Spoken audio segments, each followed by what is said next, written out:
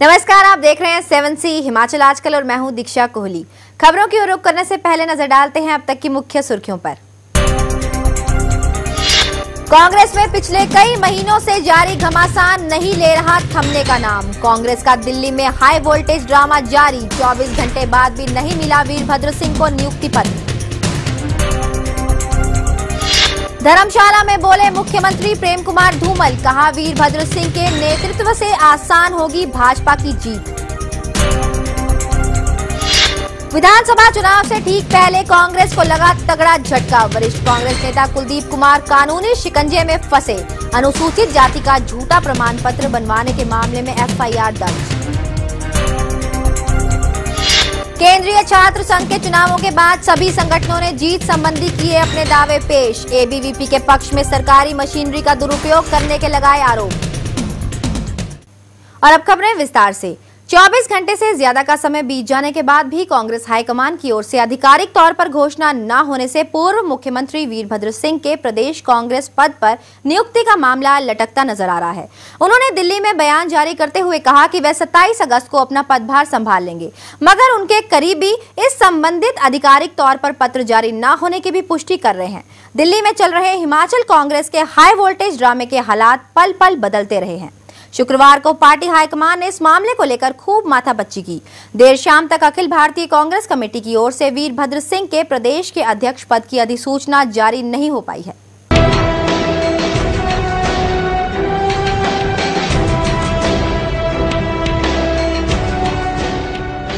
पूर्व मुख्यमंत्री वीरभद्र सिंह की प्रदेश कांग्रेस अध्यक्ष पद पर नियुक्ति का मामला लगता है लटक गया है।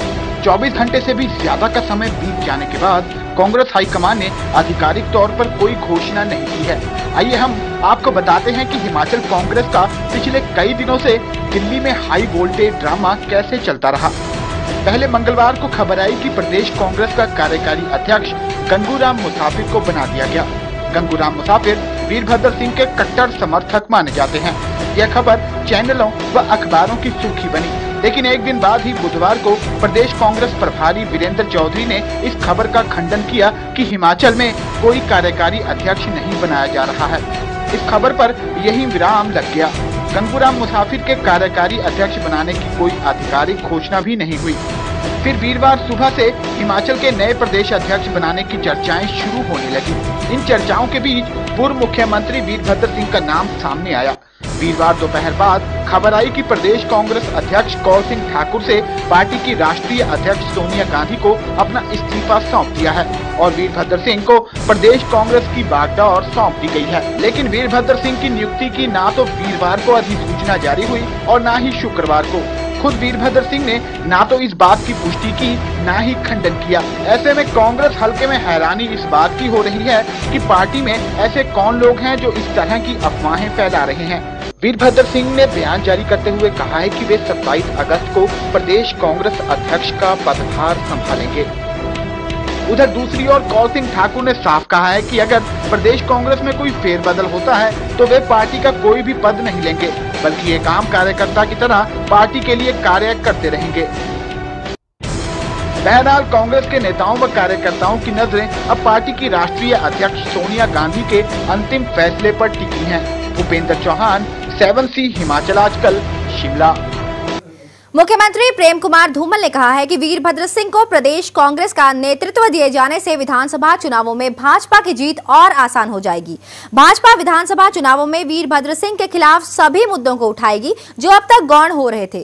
उन्होंने कहा कि वीरभद्र सिंह को स्टील मंत्रालय से हटाया गया था, बाद में उनके ऊपर आरोप तय हुए और उन्हें लघु मध्यम व सूक्ष्म उद्योग मंत्रालय का पद छोड़ना पड़ा। धर्मशाला में पत्रकारों से बातचीत में मुख्यमंत्री धूमल ने कहा कि चुनाव में भाजपा के पास कांग्रेस के खिलाफ बहुत सारे मुद्दे हैं। इन मुद्दों को भाजपा प्रदेश की जनता के सामने उठाएगी। तो उनका लीडरशिप किसकी करनी है, किसको अध्यक्ष बनाना है, किसको नेता प्रेजेंट करना है, तो कांग्रेस का आंतरिक मामला है। उसके बारे में मैं कुछ नहीं कहना चाहता, लेकिन इतना जरूर कहना चाहूँगा कि हमारे लिए काम आसान होगा यदि जिस व्यक्ति के खिलाफ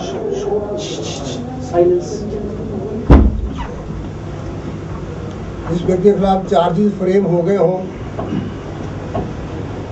जिसको केंद्र का मंत्री पद उनके कारण छोड़ना पड़ा हो,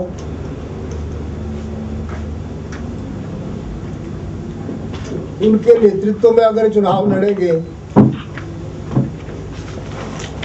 हमें तो बहुत अच्छा लगेगा, क्योंकि वो मुद्दे फिर से जीवंत हो जाएंगे। प्रदेश में केंद्रीय छात्र संघ चुनावों के बाद छात्र संगठनों ने जीत से संबंधित अपने अपने दावे पेश करने शुरू कर दिए हैं। एक और जहां एबीवीपी प्रदेश से सबसे बड़े अधिक सीटें जीतने की बात कर रही है, वहीं एनएसयूआई भी इन चुनावों में अपने आप को नंबर 1 बता रहा है। यही नहीं, एनएसयूआई और एसएफआई ने इन चुनावों में सरकारी मशीनरी के दुरुपयोग के आरोप भी लगाए हैं। एसएफआई ने कहा है कि इन चुनावों में मिला जनादेश सरकार के खिलाफ है और इसका असर आने वाले विधानसभा चुनावों में भी देखने को मिलेगा।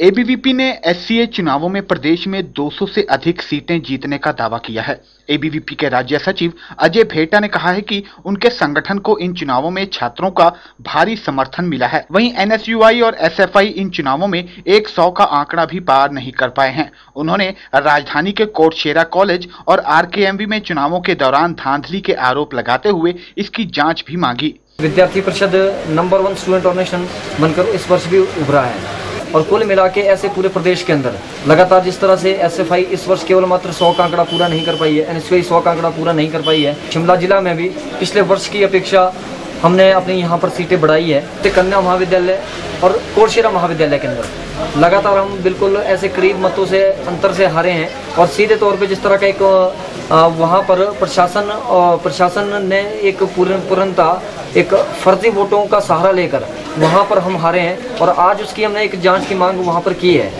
उधर एनएसयूआई भी इन चुनावों में सबसे अधिक सीटें जीतने का दावा कर रही है। एनएसयूआई प्रदेश अध्यक्ष यदुपति ठाकुर ने कहा कि इन चुनावों में उनके संगठन ने बेहतर प्रदर्शन किया है। उन्होंने कहा कि जहां उनके संगठन को हार मिली है वहां इसके कारणों की समीक्षा की जाएगी।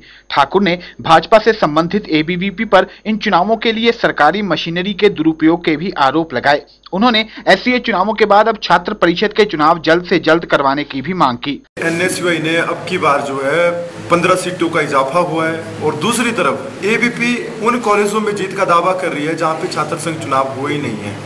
अगर एबीपी की उन सीटों को हटाकर देखा जाए तो एनएसयूआई जो है पूरे हिमाचल प्रदेश में नंबर 1 स्टूडेंट ऑर्गेनाइजेशन है, बिकॉज एनएसयूआई ने जो है पूरे हिमाचल में 145 सीटों पे जो है जीत हासिल की है। जहां एसएफआई ने पूरे डीआर और पैनल पे कब्जा किया है, वहां पे एबीपी की बराबरी पे जो है एनएसयूआई आज आके खड़ी हुई है, क्योंकि एबीपी का भी एक ही डीआर जीता है यूनिवर्सिटी में और एनएसयूआई का भी एक डीआर जीता है। वहीं एसएफआई इन चुनावों को सरकार के खिलाफ जनादेश बता रही है।